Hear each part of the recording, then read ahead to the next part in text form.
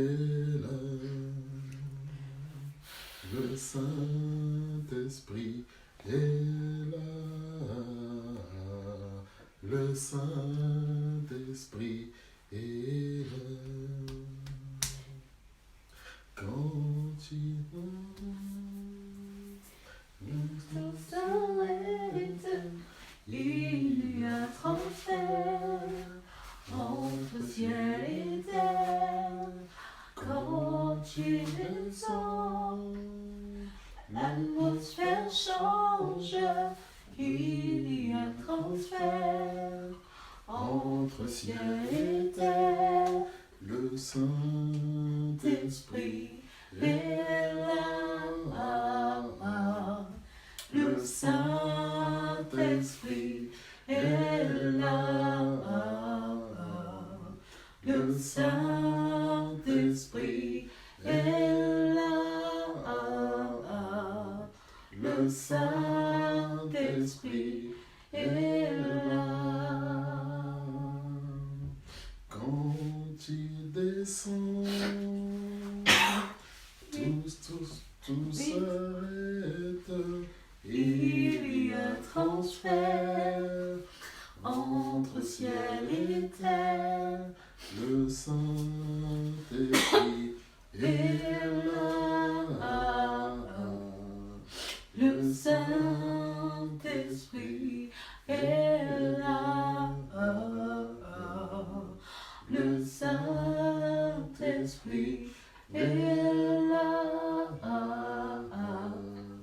Le Saint-Esprit est là. Gloire au Seigneur, les amis. Pardon. Gloire au Seigneur, bonsoir. Bonsoir les amis, que le Seigneur vous bénisse. Que le Seigneur vous bénisse, que le Seigneur vous accorde sa grâce. Veuillez nous excuser pour cela. Que le Seigneur vous bénisse. Et que le Seigneur, les amis, vous accorde sa grâce. Nous espérons que vous allez bien, que vous allez même très bien par la grâce de Dieu. En tout cas, nous aussi, ça va par la grâce du Seigneur. Le Seigneur nous fait grâce. Et j'espère, je crois de tout cœur, les amis, qu'il en est de même pour vous. J'espère vraiment que il en est de même pour vous, que le Seigneur vous bénisse, que le Seigneur vous accorde encore ce que vous avez demandé et qui est dans vos besoins. La Bible nous dit que l'Éternel pourvoit à tous nos besoins. Voilà. Pardon, excusez-moi. Alors, bien aimés, nous sommes maintenant donc le 3e ou le 4e jeudi où nous parlons, bien aimés, de Ésaïe chapitre 55. Nous sommes en train de faire pratiquement ce que nous pouvons appeler une étude de ce texte d'Ésaïe chapitre 55. Alors, vous permettrez, nous relirons tout le passage, n'est-ce pas? Nous relirons tout cela et nous verrons, bien aimés dans le Seigneur, ce que notre Dieu nous apprend, ce que notre Dieu nous enseigne par rapport à cela. Alors, on va relire, les amis, Ésaïe chapitre 55 à partir du verset 1er. La Bible dit ceci: « Vous tous qui avez soif, venez aux eaux, même celui qui n'a pas d'argent, venez acheter et manger. Venez acheter du vin et du lait sans argent, sans rien payer. Pourquoi pesez-vous de l'argent pour ce qui ne nourrit pas? Pourquoi travaillez-vous pour ce qui ne rassasie pas? Écoutez-moi donc, et vous mangerez ce qui est bon, et votre âme se délectera de mes succulents. Prêtez l'oreille et venez à moi. Écoutez, et votre âme vivra. Je traiterai avec vous une alliance éternelle pour rendre durable mes faveurs envers David. Voici, je l'ai établi comme témoin auprès des peuples, comme chef et dominateur des peuples. Voici, tu appelleras des nations que tu ne connais pas, et les nations qui ne te connaissent pas accourront vers toi, à cause de l'Éternel ton Dieu, du Saint d'Israël qui te glorifie. Cherchez l'Éternel, verset 6, pendant qu'il se trouve. Invoquez-le tandis qu'il est prêt. Que le méchant abandonne sa voie, que l'homme d'iniquité ses pensées, qu'il retourne à l'Éternel qui aura pitié de lui, à notre Dieu qui ne se lasse pas de pardonner. Car mes pensées ne sont pas vos pensées, et vos voix ne sont pas mes voix, dit l'Éternel. Autant les cieux sont élevés au-dessus de la terre, autant mes voix sont élevées au-dessus de vos voix, et mes pensées au-dessus de vos pensées. Comme la pluie et la neige descendent des cieux, et n'y retournent pas sans avoir arrosé, fécondé la terre et fait germer les plantes, sans avoir donné de la semence au semeur et du pain à celui qui mange, ainsi en est-il de ma parole qui sort de ma bouche. Elle ne retourne point à moi sans effet, sans avoir exécuté ma volonté et accompli mes desseins. Oui, vous sortirez avec joie, verset 12, et vous serez conduits en paix. Les montagnes et les collines éclateront d'allégresse devant vous, et tous les arbres de la campagne battront des mains. Au lieu de l'épine s'élèvera le cyprès, au lieu de la ronce, croîtra le myrte, et ce sera pour l'Éternel une gloire, un monument perpétuel, impérissable. Gloire, bien-aimé, soit rendue à Dieu. Nous avons, bien-aimé, déjà commencé à parler de ce texte, et bien-aimé dans le Seigneur, il y a beaucoup de choses que nous avons dites par rapport à ça, et dernièrement, nous nous apprêtions à commencer le verset 6. Alors, nous avons dit, bien-aimé, lorsque nous lisons ce texte, lorsque nous voyons ce texte, il y a comme une apparente contradiction au départ. Et nous avons, bien-aimé, signalé quelque chose de très, très, très important. Nous avons signalé quelque chose de très, très, très important. Nous le trouvons déjà dès les premiers versets. Vous tous qui avez soif, venez aux eaux. Même celui qui n'a pas d'argent, venez acheter et manger. Venez acheter du vin et du lait sans argent, sans rien payer. Sans argent, sans rien payer. Et nous voyons donc là, les amis, quelque chose de très important quand même, parce qu'il est question d'argent, mais il est question aussi d'acheter sans rien payer. Alors, dernièrement, nous l'avons expliqué, nous avons dit ce qui est important pour le Seigneur, ce que le Seigneur attend de nous, et le Seigneur, Jésus l'a dit, que le Père ne met pas dehors celui qui vient à lui. Et ce que le Père attend de nous, ce que le Seigneur attend de nous, les amis, c'est avant tout notre désir de le voir, notre désir de voir sa présence, notre désir, les amis, d'avoir la soif, notre soif. En fait, le mot, c'est la soif. Vous tous qui avez soif, venez aux eaux. La soif, oui, mais aussi, bien aimé, accepter de laisser ce qu'on a pour aller vers le Seigneur. Ce qu'on a, bien aimé, ça peut être peut-être l'intelligence, ça peut être jusque-là peut-être une certaine manière de voir et de connaître le Seigneur, mais ça peut être peut-être un niveau, bien aimé, auquel nous nous trouvons, mais le Seigneur désire nous voir à un autre niveau. Et qu'est-ce qu'il veut? Que nous puissions aller, que nous puissions nous déplacer. Alors, ce texte, ce passage, bien aimé, c'est un appel. C'est un appel, il est partagé en plusieurs parties. Mais c'est d'abord un appel, un premier appel qui consiste d'abord à aller vers le Seigneur. C'est-à-dire que quelqu'un qui a soif, bien-aimé, ne trouvera de l'eau à boire, ne trouvera que la désaltération ne pourra être désaltérée que dans la présence du Seigneur. Lui qui nous a créés et qui nous a fait, qui nous connaît, les amis, il veut que nous soyons près de lui. Vous tous qui avez soif, venez aux eaux. Venez aux eaux. Bien-aimés, c'est l'eau qui désaltère, même celui qui n'a pas d'argent. Bien-aimés, vous savez, l'argent, c'est bien, l'argent c'est important. La Bible nous dit que l'or et l'argent appartiennent à Dieu. L'argent, nous en avons tous besoin, c'est très important. Mais il y a une chose que je voudrais dire, dont on ne parle pas souvent. L'argent, bien-aimé, vous permet aussi d'avoir une certaine position. L'argent vous distingue. L'argent vous donne un certain statut. Et le Seigneur dit, même celui qui n'a pas d'argent, même celui qui n'a pas d'argent, la condition, si je peux dire, les conditions sont au nombre de 2. Avoir soif et venir au Seigneur. Quelqu'un peut avoir soif mais ne pas venir au Seigneur pour tel ou tel problème. Alors là, le Seigneur dit l'argent, non. Celui qui n'a pas d'argent, c'est pas grave. S'il a soif de moi, qu'il vienne.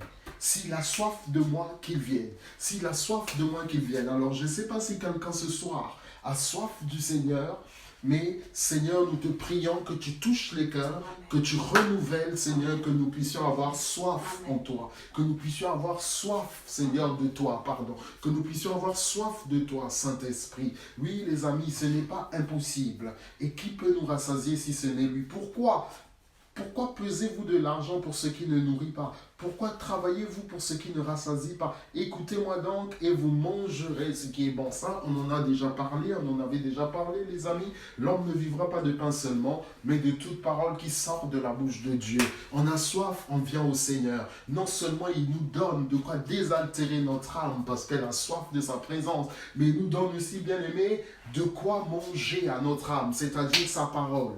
Parce que l'homme ne vivra pas de pain seulement, mais de toute parole qui sort de la bouche de Dieu. C'est un appel à venir, bien-aimé, au Seigneur. Un appel, bien-aimé, à désirer le Seigneur. Mais c'est un appel aussi, pourquoi? C'est un appel, bien-aimé, pour toutes les personnes qui cherchent le Seigneur. Ce passage d'Ésaïe 55 est comme des gens en train de préfigurer, et comme des gens en train d'anticiper, et comme des gens en train d'annoncer ce qui va se passer dans le Nouveau Testament. Je rappelle qu'Ésaïe est surnommé le prophète messianique. Pourquoi? Parce que, bien aimé dans le Seigneur, son ministère, après, à de nombreuses reprises, à celui du Seigneur. Ces prophéties parlent beaucoup du Seigneur Jésus qui est le Messie. Alors, la Bible dit cherchez l'Éternel pendant qu'il se trouve. Cherchez l'Éternel pendant qu'il se trouve.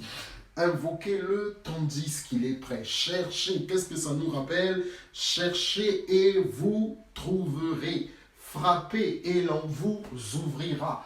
Demandez et l'on vous donnera. C'est ce que le Seigneur Jésus nous dit dans Matthieu chapitre 7, verset 7. Donc la Bible nous dit, cherchez l'Éternel pendant qu'il se trouve. Cherchez l'Éternel pendant qu'il se trouve. Invoquez-le tandis qu'il est prêt. C'est un appel, les amis, à chercher l'Éternel. Dans la version second 21, on nous dit « Recherchez l'Éternel pendant qu'il se laisse trouver, faites appel à lui tant qu'il est prêt. » Cherchez l'Éternel pendant qu'il se trouve, n'est-ce pas? Invoquez-le tandis qu'il est prêt. Bien-aimés dans le Seigneur, c'est quelque chose pour nous de très important. C'est pour nous quelque chose d'extrêmement important. Pardon.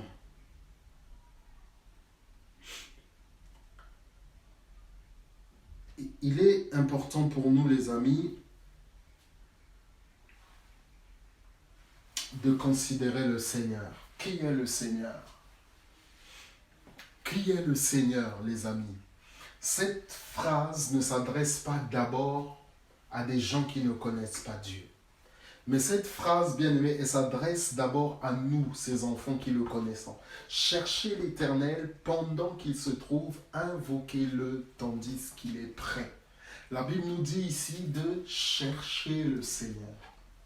Si, bien-aimé dans le Seigneur, Dieu se laisse trouver, c'est bien pour que nous puissions le chercher.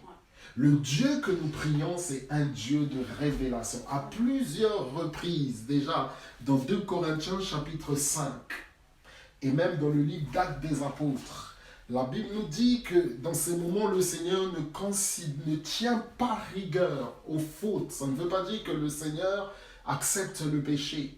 Mais ce que les hommes ont fait par le passé, leurs erreurs et tout, le Seigneur ne leur tient pas rigueur. Mais à cause de l'évangile de Jésus, à cause de Jésus, le Seigneur voit Jésus et est prêt à accepter, n'est-ce pas, que les hommes le cherchent. Alors j'aimerais dire ceci. Vous savez, on cherche le Seigneur pour plusieurs raisons. Là, la Bible nous dit simplement, cherchez l'Éternel pendant qu'il se trouve. Bien-aimé, le Seigneur est partout à la fois. Je le répète, le Seigneur est partout à la fois. Le Seigneur est partout à la fois. Cherchez l'Éternel, il est omniprésent. Cherchez l'Éternel pendant qu'il se trouve. Invoquez-le tandis qu'il est prêt. Ce passage nous montre deux choses. Que le Dieu que nous prions, bien qu'il soit omniprésent, bien qu'il soit le Dieu de l'univers, bien qu'il soit le Dieu tout-puissant, c'est un Dieu qui est près des hommes. C'est ça aussi que ce passage nous enseigne, que le Dieu que nous prions est près, il n'est pas loin. Même si humainement nous ne voyons pas le Seigneur, même si la Bible nous dit qu'il réside dans les cieux, mais en réalité, le Seigneur est bien plus près de nous que nous le croyons. Entre parenthèses, il nous a donné son esprit dès que nous avons accepté Jésus comme Seigneur et Sauveur. Invoquez l'Éternel pendant qu'il se trouve, cherchez l'Éternel pendant qu'il se trouve, invoquez-le tandis qu'il est prêt. Pendant qu'il se trouve. Pendant ce temps de grâce, nous devons le chercher. En ces temps de la fin où le Seigneur se laisse, où le Seigneur se manifeste, où le Seigneur se révèle, nous devons le chercher, frères et sœurs, nous devons le chercher. Psaume 32, verset 6. C'est ainsi que tout fidèle peut te prier au moment convenable. Si de grandes eaux débordent, elles ne l'atteindront pas. Elles ne l'atteindront pas. Et 2 Corinthiens chapitre 6, verset 1 nous dit, « Puisque nous travaillons avec Dieu, nous vous encourageons vivement à ne pas accueillir la grâce de Dieu sans résultat. » Dans la version seconde, là j'ai lu la version 21, la version seconde dit, « À ne pas accueillir la grâce de Dieu en vain. » Mais ça veut dire quoi? Ça veut dire quoi? À ne pas accueillir la grâce de Dieu en vain. Ça veut dire qu'il faut considérer la grâce que Dieu nous donne. Il faut considérer cette faveur imméritée que le Seigneur nous donne, Il faut considérer cette faveur imméritée et se comporter conformément à ce que le Seigneur attend de nous. Je vais simplement rappeler ici dans Matthieu chapitre 3, on ne va pas le lire, lorsque le prophète Jean-Baptiste est en train de baptiser, lorsque le prophète Jean-Baptiste est en train de faire son ministère, il y a une catégorie de personnes qui arrivent et les pharisiens, les sadducéens et les autres, le prophète Jean-Baptiste leur dit: manifestez des fruits dignes de votre appel, dignes de la repentance. Parce qu'il ne suffit pas de dire que vous êtes des enfants d'Abraham. Ne pas accueillir la grâce de Dieu en vain, ça veut dire prendre ce que le Seigneur nous donne au sérieux. Considérer, bien-aimés, que nous sommes vivants, considérer que le Seigneur Jésus est mort pour nous et que cette vie nouvelle, nous ne devons pas la gâcher, nous devons la prendre très au sérieux, Nous devons marcher dans la crainte de notre Dieu. Cherchez l'Éternel pendant qu'il se trouve, invoquez-le, tandis qu'il est prêt. Tandis qu'il est prêt. Puisque nous travaillons avec Dieu, nous vous encourageons vivement à ne pas accueillir la grâce de Dieu sans résultat. Pardon, sans résultat. Bien-aimés dans le Seigneur, j'avais dit tout à l'heure que le Seigneur, on le prie pour plusieurs raisons. Je ne vais pas revenir sur ça. Mais quelle que soit la raison, bien-aimés, heureuse ou malheureuse, il n'y a pas de mauvaise raison de chercher l'Éternel, mais il y a de mauvaises demandes. Mais c'est important aussi, quand même, de voir nos motivations. Pourquoi est-ce que j'ai besoin de Dieu? Pourquoi est-ce que je le cherche? Qui est Dieu? C'est ça, bien-aimé. Si on cherche quelqu'un, ça veut dire qu'on veut le connaître. Ok? Si on cherche quelqu'un, ça veut dire qu'on veut le connaître. Et le Seigneur, les amis, veut être près de nous. Le Seigneur veut être près de nous. Cherchez l'Éternel pendant qu'il se trouve. Invoquez-le tandis qu'il est prêt. Que le méchant abandonne sa voie. Ça, nous le lirons prochainement. Et l'homme d'iniquité ses pensées, qu'il retourne à l'Éternel, qui aura pitié de lui, à notre Dieu, qui ne se lasse pas de pardonner. Aujourd'hui, bien-aimés, cet appel, le Seigneur nous dit, cherchez l'Éternel pendant qu'il se trouve. Cherchez l'Éternel pendant qu'il se trouve. Invoquez-le tandis qu'il est prêt. Invoquer le Seigneur, bien-aimé, ça veut dire faire appel à lui, ouvrir sa bouche et prononcer des sons. Chercher, on peut chercher parfois en silence, ok? Mais de manière active. On peut chercher parfois en silence, mais de manière active. Mais là, les amis, la parole nous dit, cherchez l'Éternel pendant qu'il se trouve, invoquez-le, appelez-le tandis qu'il est prêt. Près de nous, les amis. Le Seigneur est toujours près de nous. Donc, à nous, n'est-ce pas, de pouvoir chercher donc notre Dieu. Dans la version Bible du Semeur, on nous dit, tournez-vous donc vers l'Éternel tant qu'on peut le trouver, adressez-vous à lui tant qu'il est proche. Tant qu'il est proche. Tant qu'il est proche. Invoquez-le tandis qu'il est prêt. Cherchez l'Éternel pendant qu'il se trouve. Il y a ici, bien aimé dans le Seigneur, quelque chose de très important qu'on appelle le temps. J'ai dit tout à l'heure que le Seigneur est omniprésent, c'est vrai, omniprésent. Mais, bien aimé dans le Seigneur, c'est un appel que le Seigneur nous fait. Et comme c'est un appel que le Seigneur nous fait, ça veut dire qu'il faut donc le prendre au sérieux, comme nous l'avons lu dans ce passage tout à l'heure, que nous a rappelé l'apôtre Paul. Nous vous exhortons, nous vous encourageons à ne pas recevoir la grâce de Dieu en vain. Il y a le temps. Il y aura un temps, les amis, qui arrivera, où, bien aimé dans le Seigneur, ce sera la fin des temps, ce sera l'enlèvement, où, les amis, le Seigneur ne répondra pas, premièrement.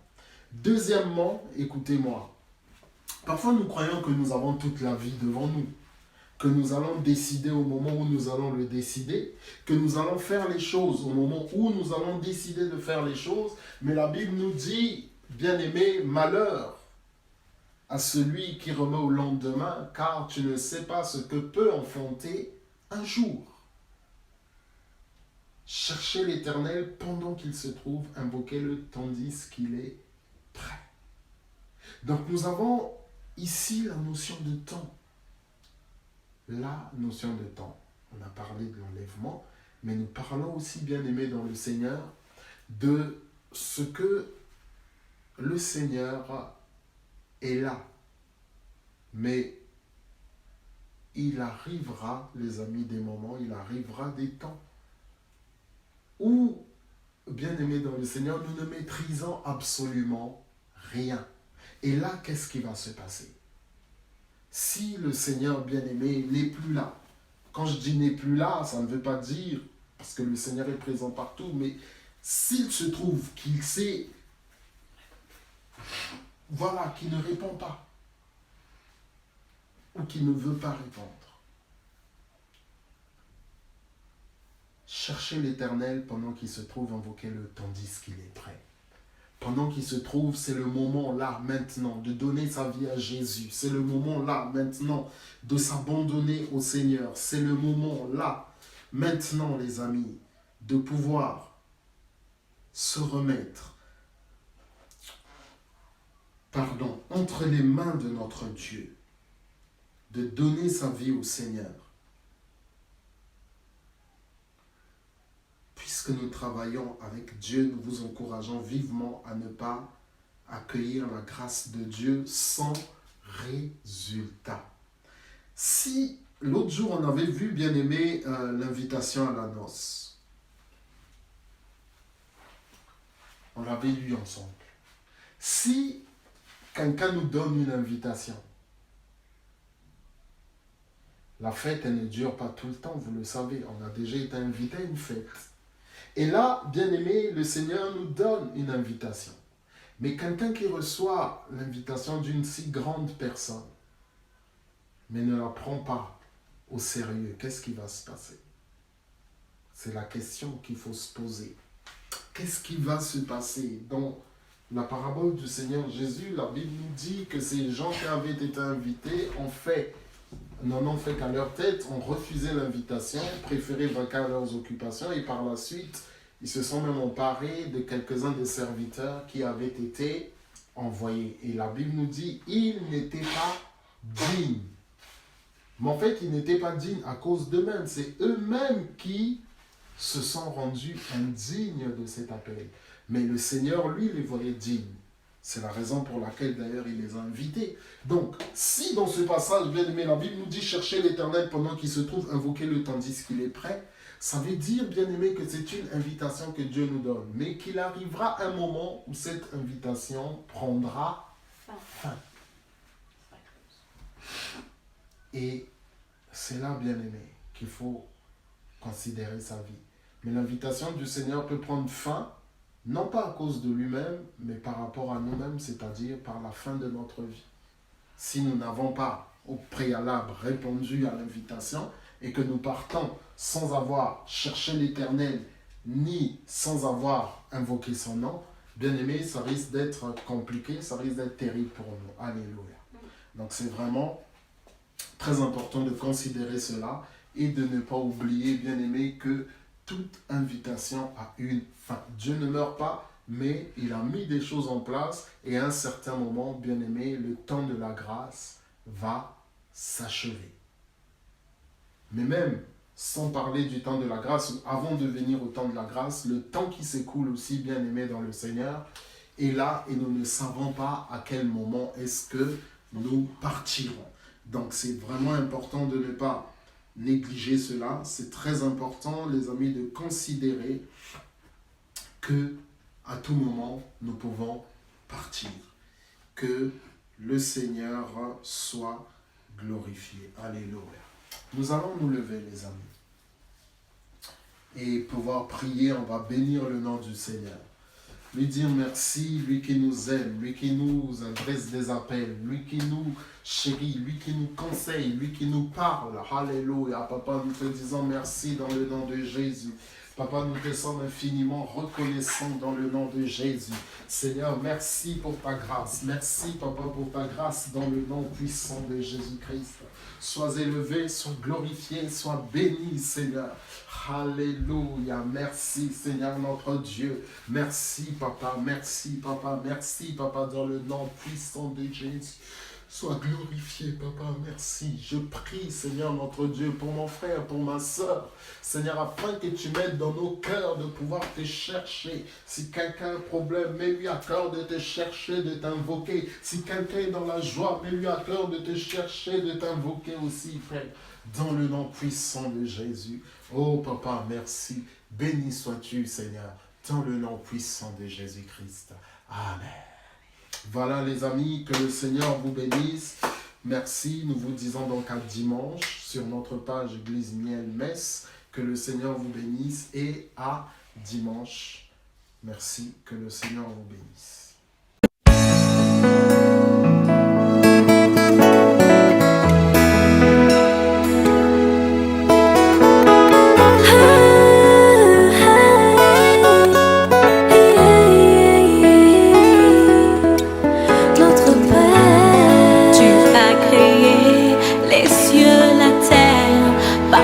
Parole toute puissante et j'ai trouvé grâce à tes yeux.